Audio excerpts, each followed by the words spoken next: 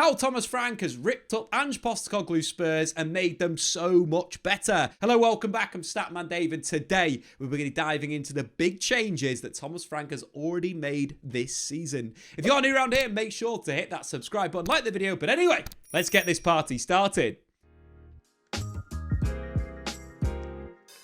So let's start in defence. Ange Postecoglu Spurs conceded 65 goals in the Premier League last season. Only Wolves and the three relegated sides conceded more. Spurs were very easy to play through. They were very easy to attack and conceded far too many goals for where they wanted to be within the league. In terms of setup, Postecoglu mainly played a narrow 4-2-3-1. That, of course, was two of the wide players moving inside.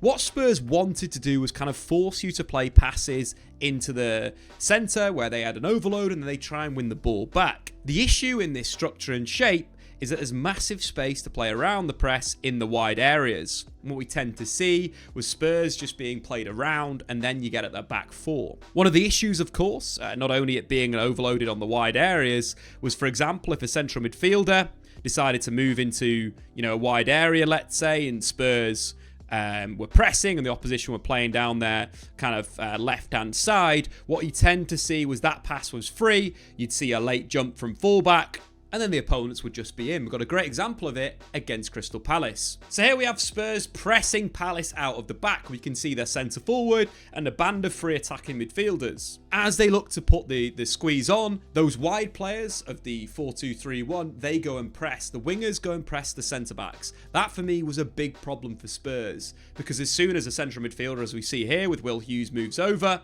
it's a really easy pass. Jed Spence is far too delayed to get on the ball and squeeze. Will Hughes can turn, play forward into the final third. There's a flick from attacking midfield into Mateta, and you've got massive problems. In terms of the adaptation as well, what we saw there, of course, with Jed Spence jumping, Bentancur dropping into a fullback position, but he's far too high. The wingback is literally behind him. This was a massive problem for Spurs last season, which led to these types of situations where everything is a little bit too late. There's too much space to jump, and teams get in behind you and create goals like this. Bentancur gets outplaced by Munoz, slides it across for Eze for a really easy tap-in. That was a humongous problem for Spurs last season. Teams just simply playing in and around their press, and it's an area that Thomas Frank has already improved. In terms of Thomas Frank, what he's done is he's gone man for man. He's taken a Gasparini approach, man for man all over the pitch. So let's take a look at Man City's build-up from the weekend. So what you tend to see with City is one of their fullbacks moving inside, kind of one of their 10s dropping off the line to get into a deeper position to get on the ball. The width being held by the two wingers in high positions, and a number 9 in the middle. In terms of the adaptation on the pitch, what we saw with City, of course, is that fullback, moving into that central area to create a midfield 3. We saw Shirky dropping deep to get on the ball in these deeper areas. And if you'd gone with the 4-2-3-1 setup that Spurs played last season, there is humongous issues in this wide area. Easily, straight away, we can see there's a 3v2 out wide. But the approach from Thomas Frank was fantastic, man for man. So in terms of what we saw, of course, the two centre-backs being split as well. Richarlison playing high, Brennan Johnson playing high as a front two. Their jobs were to press the outside, to press the centre-back, should I say, and also force the goalkeeper cutting off that passing angle. We saw the midfield 3 very much being aggressive high up the pitch. On Man City's 3, that's of course the inverted player, the fullback inside, the 6 and the 8. Kudos picking up the fullback, man-to-man on the two wingers with Jed Spence and Pedro Porro, and Van de Ven playing man-to-man on, of course, Shirky. That is so impressive in terms of a setup. Arguably looked like a 3-5-2 in terms of the press, but the numbers don't really mean anything. It was man-to-man. Whether Shirky went, Van de Ven would join him. Of course, the mobility of Romero and Van de Ven allows Thomas Frank to do this.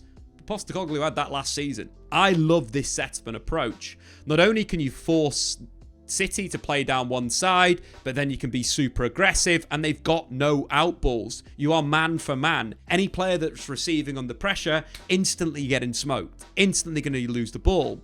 Even the outball you probably potentially could see, which could be clipping a ball into Erling Haaland, is covered by Romero. So let's take a look at that in action. So we pick up the play on 7 minutes and we can see the setup I spoke about there. Spurs' 3 workman-like midfield in Palhinha, Sarr and Bentancur, number 30, picking up the central midfielders. Richarlison being that first line of pressure, but just look at the positioning of Van der Ven, number 37, just south of shot. Very, very impressive. As Spurs filter the ball back to City's goalkeeper, once again we can see this man-to-man nature.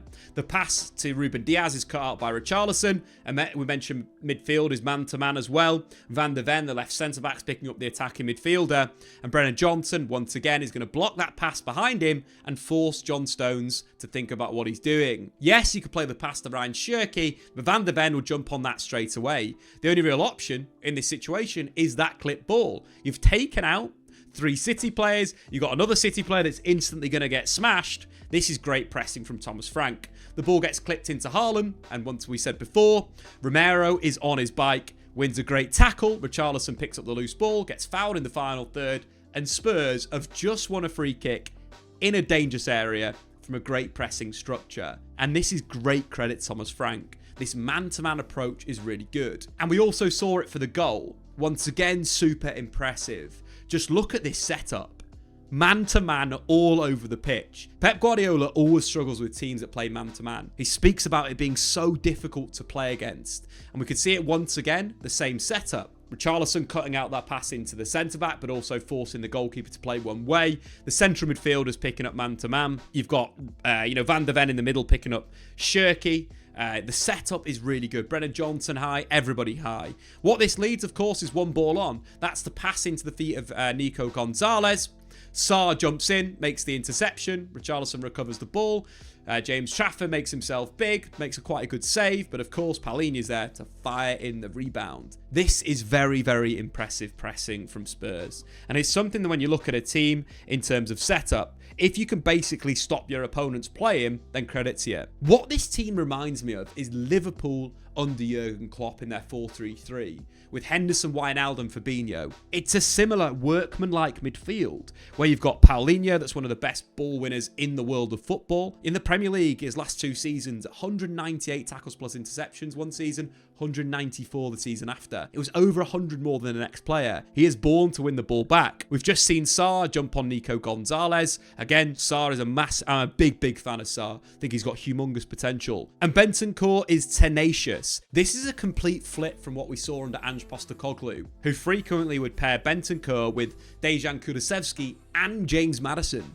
2 number 10s. Not only is that a bit of an issue offensively, which we'll talk about in a little bit, but defensively it's not got that tenacity that Spurs need. But right now, we are seeing some great stuff under Thomas Frank's side. And the stats really highlight the improved pressing structure in terms of tackles won in the final third per game. Last season was 2.8, this season 4, to 43% improvement. Yes, that is a small sample size, but it's over a similar number of tackles overall, which highlights the change in approach. They've got the second best PPDA in the Premier League. Last season was 11.01, this season 7.81. That's a stat where you want it to be lower. That's passes allowed per defensive action. The lower the number, it means you're forcing the opponents to play less passes before you're making a tackle interception. That is a 29% improvement. These numbers, of course, are at the start of the season, but I expect this to continue if Spurs continue with this beautiful man-to-man structure. But overall, defensively, Spurs will massively improve on that 65 goals conceded last season. Their high press is really good, their mid-block looks aggressive, and their low block as well looks like it's going to create opportunities on the counter-attack. A big pat on the back for Thomas Frank off the ball. You may have missed the £500,000 jackpot, but what if you could win up to £50,000 just by picking one team to win in the Premier League each week? Get the William Hill app to enter the ultimate free-to-play prediction game, Final One Standing. All you have to do is pick one team to win and you are through to the next round. If they fail to win, you're eliminated. Keep picking winners until you are the final one standing to win the jackpot. After beating Burnley game week 1 and Man City game week 2, Spurs have to be the pick in game week 4 against West Ham. Graham Potter's Hammers have been all over the place this season, conceding 5 against Chelsea and 3 against Sunderland. West Ham have conceded 19 shots inside their box, which is the joint most of any Premier League side, whereas Thomas Frank's direct Spurs have taken 22 shots from inside the penalty area, with only Man United having more. Tottenham is the pick for game week 4. So if you think you've got what it takes, then click click the link below and make your play. You've got to be over the age of 18 and based in the UK and Ireland to play.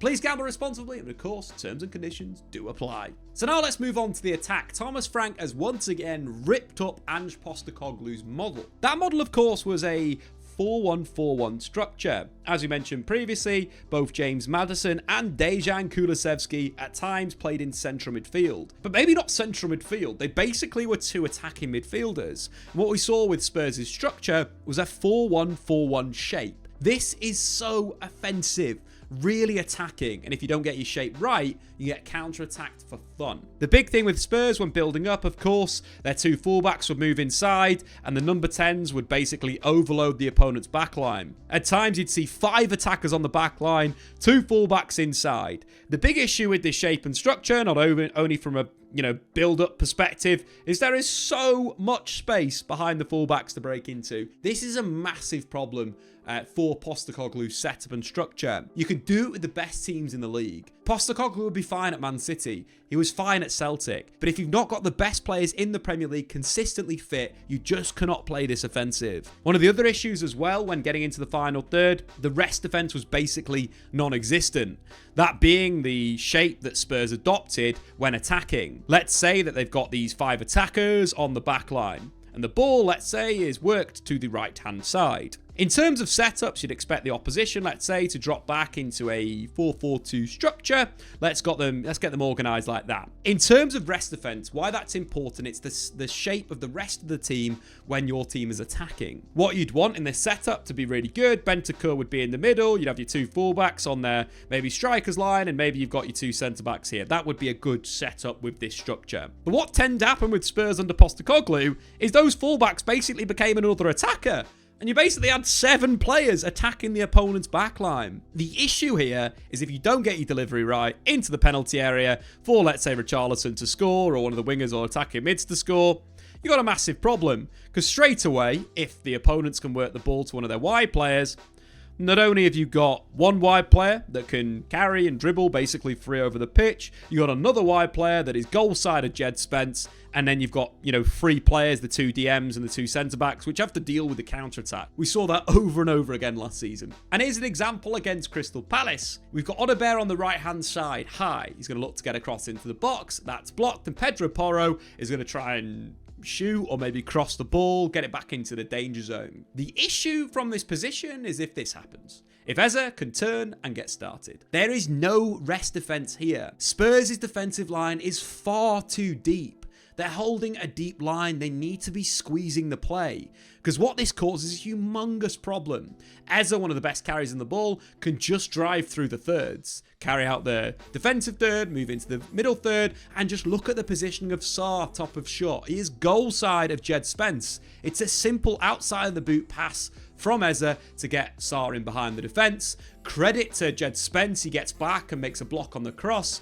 But you've got nothing to deal with the second attack. You could simply waltz into the penalty area and side foot the ball home. Not only did Spurs have massive issues when it came to rest defence, as we mentioned there, with kind of the centre-backs being too far away, but in transition, the forwards were really lazy to get back. That has completely changed under Thomas Frank. But not only that, they're also in better positions from a defensive situation. So let's bring in the 2 players that played in the second game of the season. Let's get Kulusevski out.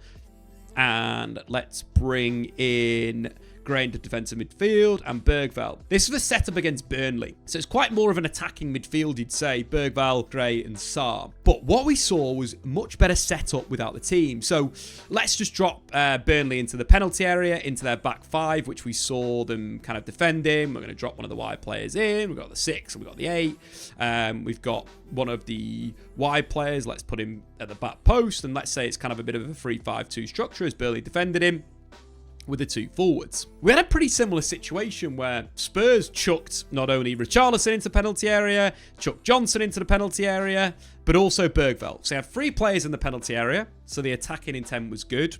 Pedro Porro was in a super aggressive position. Kudus was a high area. Sarr was in kind of a controlling position. But the biggest difference between Postecoglu's rest defence and Thomas Frank's rest defence is that you are man for man and you are in aggressive positions ready to squeeze the play. This kind of net is so important All the best teams will be compact in attack and defence. It means that you can instantly counter-press and look to win the ball back. This is polar opposite than Ange Postecoglu's Spurs. We've got a great example against Burnley of this setup. So once again, we got Spurs in the final third. It's similar to Postecoglu's setup where there is 6 players in and around the ball. But the organisation past the ball is super important. So as Pedro Porro works the ball wide to Mohamed Kudus, he's got his man 1v1. He explodes on the outside with some really good footwork, clips it to the back post, and of course Richarlison with a bicycle kick. But just pausing it there, look at the positioning of Van de Ven, number 37. He's on Hannibal Mejbri. Hannibal Mejbri receives the ball there, instantly can get pressed. Gray's picking up the number 9. It's really good. And if we take a look at the setup from attack cam perspective, this is so much better. The space between Spurs' attacking players and their defence is a lot more condensed. So Eza, the previous example, one of the Burnley players, doesn't have massive acres to drive through without being pressed. You've instantly got pressure in there. Left centre-back's picking up one of the attackers. He DMs on the other. Spencer's in a goal side position. It's much better. And Pedro Porro is also in a good position to recover. This is so much better from an attacking sense. It allows you to not get broken on. And hence why we'll see Spurs concede far fewer goals this season versus last. But also in terms of build-up, Thomas Frank has tweaked how Spurs build up. No longer are they building up in that kind of shape we mentioned previously, the 4-1-4-1, where your 2 centre mids are goal side of the opposition's midfield line, and you're playing fancy passes to move the ball around, you're creating an overload, you're moving your fullbacks inside to get involved. Forget that. We are back to direct football, and I'm really, really enjoying it. In terms of the setup, Spurs are either building with 2 defensive midfielders and a attacking mid behind a striker, or they're rocking round and dropping 1 to defensive midfield and playing a Freeman midfield. Again, we've seen 2 different structures already out of Thomas Frank. The adaptability is already there versus different opponents. We just simply didn't see that under Postecoglu. The pragmatism was lacking. But in terms of the first thing I want to focus on is kind of the direct play. And one of the things I've noticed a little bit is that the space fullbacks get in build-up.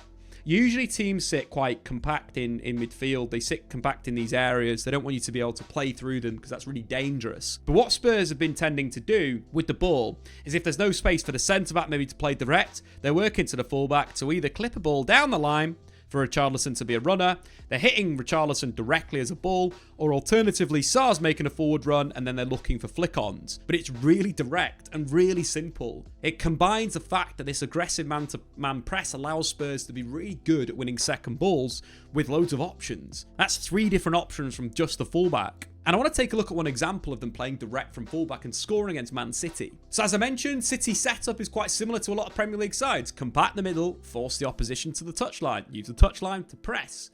But that gets broken when you play direct. And you've got enough time, as Pedro Porro's got here, to turn, get his head up and fire a ball down the line. I love Papa Sarr. I think he's brilliant as a footballer. I think he's got everything. But one of his big strengths is height. And what Tottenham will do this season is they'll use him like a target man, a little bit like Marouane Fellaini. We see the ball down the line, the flick onto Richarlison, he's in behind the defence, and it's a simple square pass for Brennan Johnson to fire the ball home. Forget this fancy tiki-taka football. Let's get back to Thomas Frank direct play. That's one example of it working really well in terms of feeding the attacking midfielder. But in terms of the other option, let's say if the team is sitting a little bit deeper, they're sitting more of a mid-block shape, is the direct passes from centre-back up to Richarlison. Richarlison's got that tenacity and fight that you can clip balls up to him and he will properly scrap from them, which leads it to situations where Spurs can use both of their speedy wingers in behind the defence, because either Richarlison can get himself turned and play that pass himself,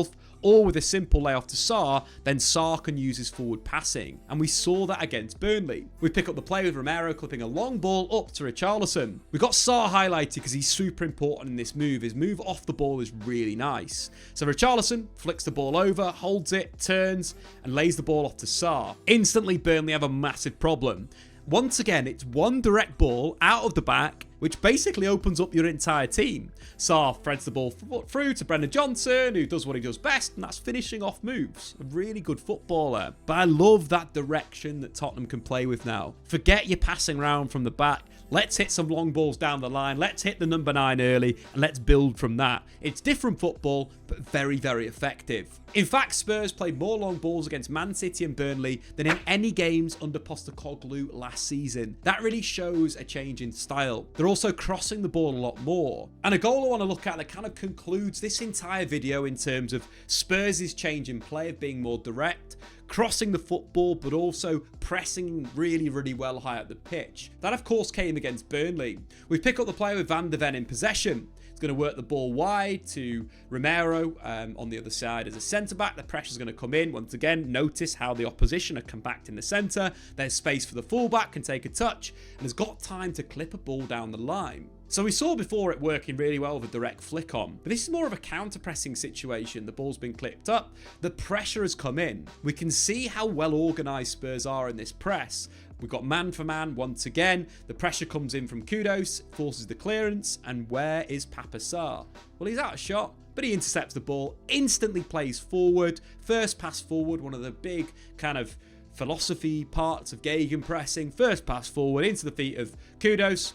Kudos takes a touch, rolls on the outside, gets a cross into the box, and Richarlison volleys home. That is so simple play, but Thomas Frank is making direct football sexy once again. I think the changes that he's made already are fantastic, and Spurs will massively improve from last season. The pressing is much better, the man-to-man setup is very good, and will cause a lot of teams a lot of problems. But anyway, guys, what have you made of Thomas Frank's Spurs? Get into the comments below, and of course, check out Final One Standing. I've been Statman Dave, subscribe if you're new, and we will see you next time.